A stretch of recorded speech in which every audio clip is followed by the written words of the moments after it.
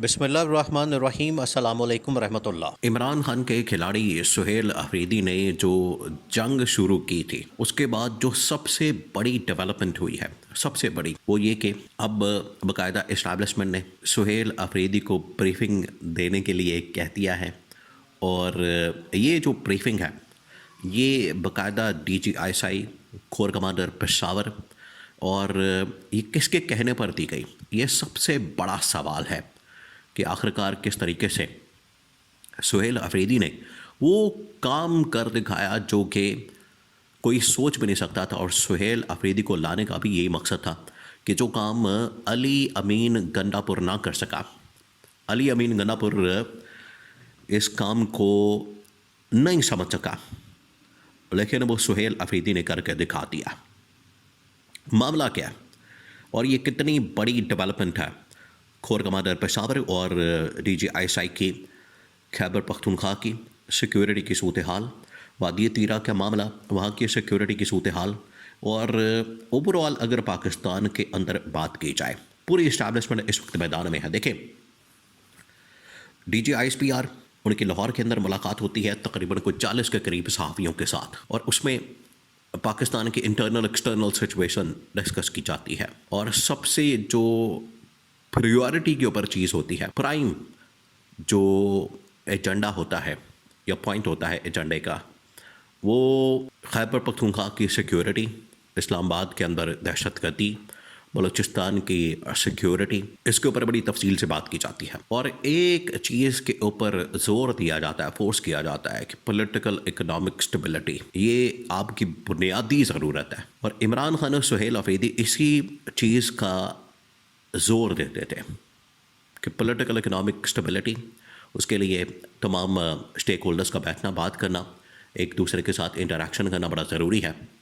अगर हम ये कर लेते हैं तो वो स्पेस जो दहशतगर्दों को मिलती है और वो हमलावर होते हैं, वो स्पेस ख़त्म हो जाएगी और दहशतगर्दों के हमले ख़त्म हो जाएंगे। ये थी उसके पीछे फ़िलॉसफ़ी। अब उसको अंडरस्टैंड करते हुए एक ब्रीफिंग का एहतमाम किया गया पेशावर के अंदर, और पेशावर में कोर कमांडर और DGISI उन्होंने खैबर पख्तूनख्वा की सिक्योरिटी सूरत हाल, वादी तीरा, अफ़गानिस्तान के साथ मामलात, अफ़गान बॉर्डर के मामलात, अफ़गान तालिबान, पाकिस्तानी तालिबान, TTP, यानी एक लॉन्ग रेंज इशूज़ की लिस्ट पूरी वो वहाँ पर डिस्कस की गई। अब ये कितनी बड़ी कामयाबी है सुहेल अफरीदी की, और उसके बाद आगे इसका इम्पैक्ट क्या आएगा।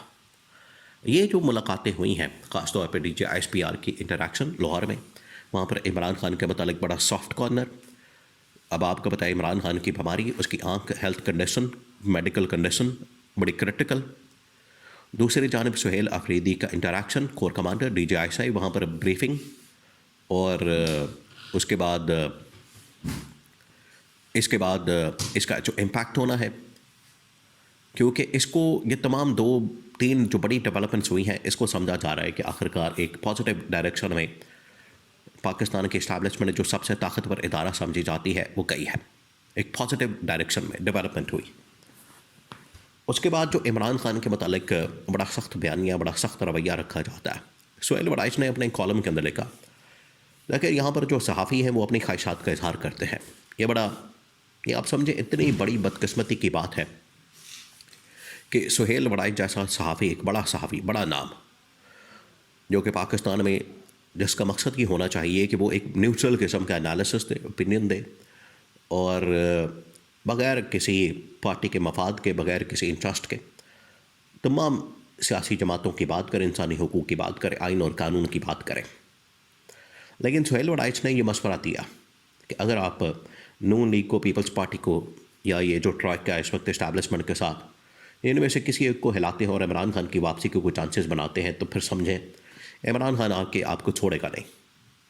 वो फिर बदला लेगा, इंतकाम लेगा, वो हिसाब किताब करेगा और दबा के उड़ा के रख देगा।